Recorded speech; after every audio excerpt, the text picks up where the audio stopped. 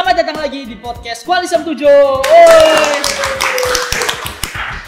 Oke, hari ini nggak tahu kenapa lagi semangat banget. Kayak ada angin segar baru gitu merasuki tubuhku. Soalnya kita udah bareng Politeknik Negeri Jakarta. Nah, ada nih Anggia dari Bahasa Inggris untuk Komunikasi Bisnis dan Profesional angkatan 2020.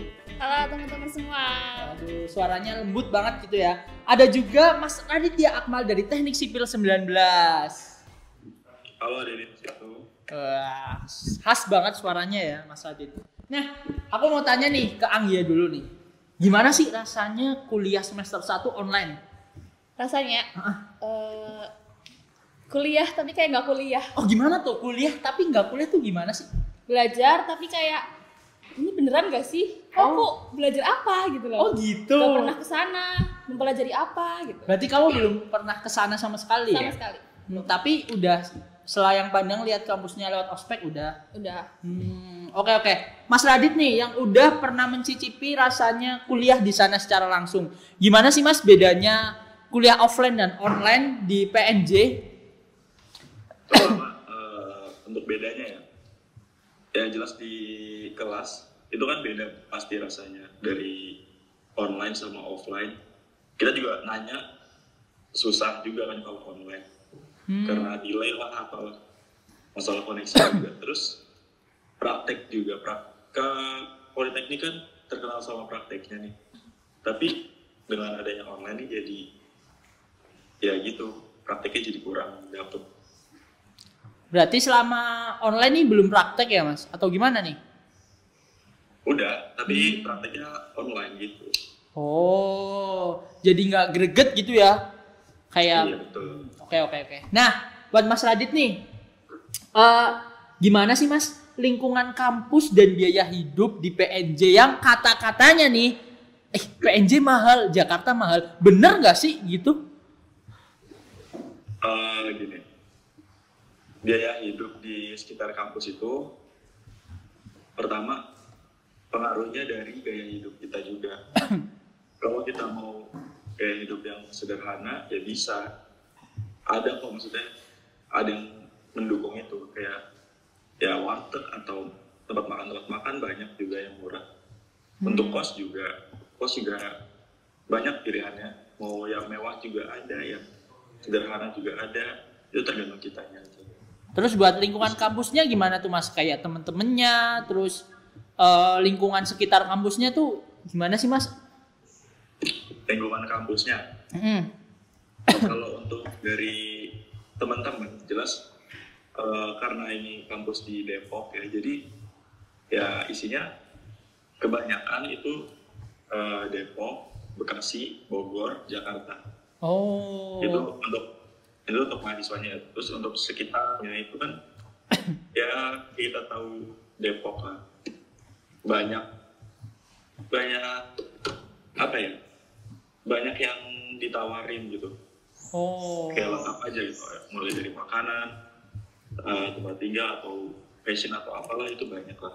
Nyaman gitu ya buat anak rantau gitu ya Mas? Nyaman. Oke, mantap. Nah, aku tanya nih, fasilitas yang ada di UNJ nih, Mas Radit yang udah pernah PNJ. Oh iya PNJ, sorry PNJ yang udah pernah ngerasain fasilitas di sana tuh gimana sih Mas? Fasilitas umumnya kayak kantin gitu lah ya, ruang kelas, lab. Tapi yang beda dari universitas itu kita punya workshop atau bengkel. Nah, workshop atau bengkel ini tuh kalau di jurusan rekayasa kayak teknik sipil, elektro, atau mesin itu dan teknik lainnya lah, itu dipakai buat praktek. Jadi kita nggak cuma punya hasil yang berupa pengetahuan tertulis doang teori, tapi kita juga punya hasil dari segi prakteknya juga itu. Itu udah termasuk fasilitas ya di PNJ? Iya, itu udah termasuk fasilitas.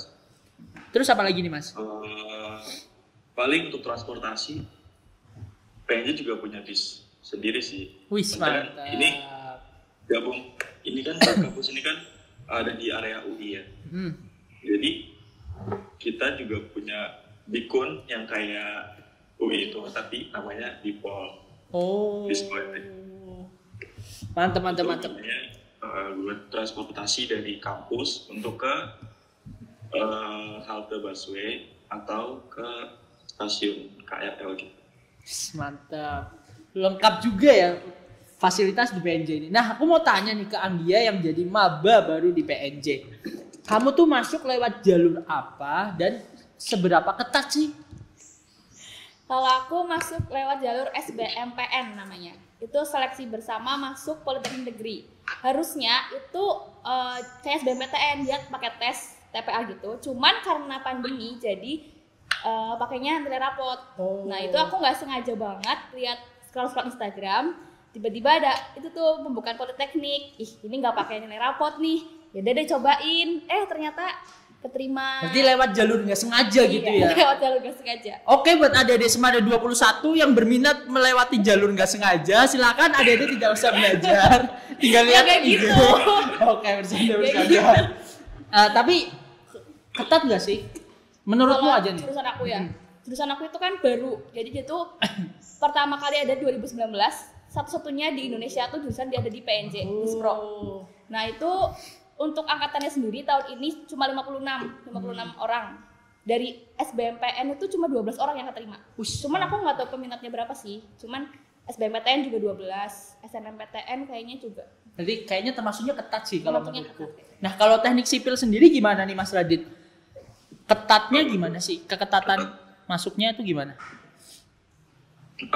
Teknik sipil ini termasuk salah satu jurusan yang paling diminati di PNJ itu karena jurusan ini udah tua ya, maksudnya ada dari awal kampus ini dibentuk itu tahun 82 itu udah ada, dan ya akreditasinya juga udah A juga, jadi jelas daya tariknya besar juga, jadi keketatannya itu ya lumayan lah. Oh, oke. Banyak yang tanya nih, teknik sipil emang beneran ya? Apa tuh namanya? Bangun-bangun jalan, kerja romusa, bener gak sih Mas? Ini nih, kerjanya atau kuliahnya nih? Gini aja, kuliahnya dan prospek kerjanya. Oke. Kalau untuk kuliahnya, karena aku politeknik kan bukan univ, jadi kayak teknik sipil tuh angkat semen, angkat pasir, bikin ini, bikin itu ada belajarnya juga, praktiknya ada. Cuma nanti kerjanya ya enggak, kerjanya ya ngitung-ngitung aja. Cuma kan jadi kita bisa tahu nih cara kontrolnya yang bener gimana, prakteknya gimana yang bener gitu. Oh, oke. Kayak mandornya bosnya nanti ya Mas jadinya. Iya betul. Mantap. Nah, kalau Anggia nih aku jujur tertarik nih sama jurusan Bahasa Inggris untuk komunikasi bisnis dan profesional. Ini gimana sih jurusannya tuh? Jadi Bahasa Inggris untuk komunikasi bisnis dan profesional itu kan baru ada tahun kemarin, itu tahun kedua. Awalnya itu namanya penerjemahan bahasa Inggris. Cuman karena dibutuhkan banyaknya penerjemah, jadi kita tuh PNJ itu ngebuat tahun 2019 namanya Bahasa Inggris untuk komunikasi bisnis dan profesional. Itu mempelajari tentang teknik penerjemahan, terus di situ kita belajar tentang bisnis juga, tentang komunikasi juga, dan prospek kerjanya itu bakal lebih luas karena selain kita bisa jadi translator, interpreter, kita juga bisa masuk PR, bisa jadi pengusaha karena kita dapat bekal bisnis juga gitu. Wis, mantep. Oke, makasih banget nih buat Mas Radit dan Anggia yang udah meluangkan waktunya buat podcast hari ini. Tapi nih sebelum kita berpamitan, Mas Radit tolong kasih motivasi dong buat adik-adik Semada 21 yang lagi belajar nih. Ya, untuk adik-adik Semada 21, perjalanan kalian kan panjang nih. Jangan batasin mimpi kalian itu sama sesuatu yang udah jelas gitu. Maksudnya yang sangat jelas. Maksudnya masih banyak kok potensi-potensi di bidang lain. Contohnya misalnya, ya kita tahu lah universitas ternama itu apa aja, tapi banyak yang belum tahu juga kan tentang politeknik. Itu bisa juga kok jadi salah satu jalan kalian buat menuju apa yang kalian mau. Wes, Gitu. siap. Dan jangan gampang drop mentalnya cuma gara-gara gagal. Wes, siap, mantap. Kalau Anggia sendiri kasih motivasi dong buat adik-adiknya yang belajar. Buat adik-adik 2021, namanya apa tadi?